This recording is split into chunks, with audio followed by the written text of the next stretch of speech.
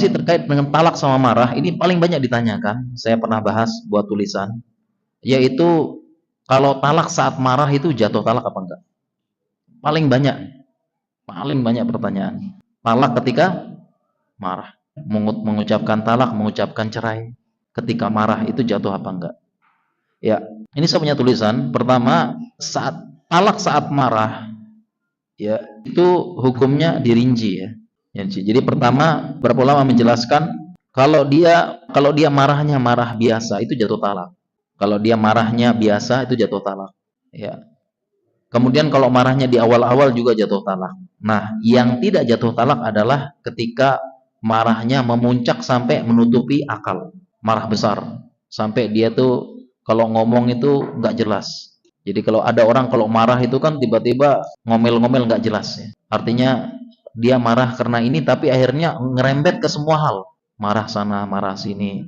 Ngomongnya sampai ngelantur. Nah, sebagian ulama mengatakan kalau marah sampai menutup akal, ini tidak jatuh talak. Jadi dirinci. Mengapa demikian? Karena dikiaskan dengan seorang hakim nggak boleh memutuskan perkara ketika sedang marah. Nabi SAW bersabda, la yaqdiyanna hakamun bainasnaini wa huwa ghadban. Nabi SAW bersabda, la yaqdiyanna hakamun, tidak boleh seorang hakim itu memutuskan perkara bainasna ini di antara dua orang wahwa godban, dia sedang marah, nggak sah putusannya kalau ketika sedang marah. Nah, dikiaskan dengan hal ini, kalau seorang marahnya menutupi akal, bukan marah di awal-awal kemudian talak, itu nggak jatuh talak ya, tidak jatuh talak. Ini penjelasan Syekh bin Baz, wa kana talaqul madhkuru waqa'a minka fi halati syiddatil ghadab wa ghaibatil syu'ur wa innaka lam tudrik nafsak fa innahu la yaqa'ut talaq. Kalau marah terjadi karena puncak kemarahan syiddah, kemudian sampai hilang perasaan dan orang tersebut ngoceh-ngoceh, maka tidak jatuh talak. Nah, tetapi perkara penting lagi, jatuh talak atau tidak itu dikembalikan ke KUA, bukan ustadz yang nentukan. Jadi banyak yang nanya, Ustadz, begini ceritanya begini Ustadz, suami saya marah-marah begini, tiba-tiba begini, ini jatuh talak apa enggak? Nah, kalau saya dapat pertanyaan seperti ini, saya bilang silahkan ke KUA. Jatuh talak apa enggak Ustadz? Silahkan KUA. Karena talak urusan besar, jangan berfatwa. Dan kita juga tidak boleh mendengar dari satu pihak.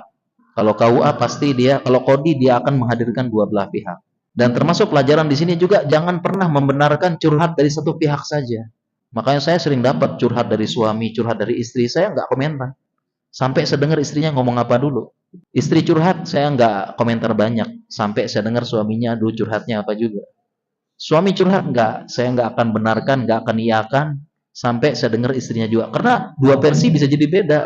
Bisa terjadi pemutarbalikan fakta. Jangan pernah.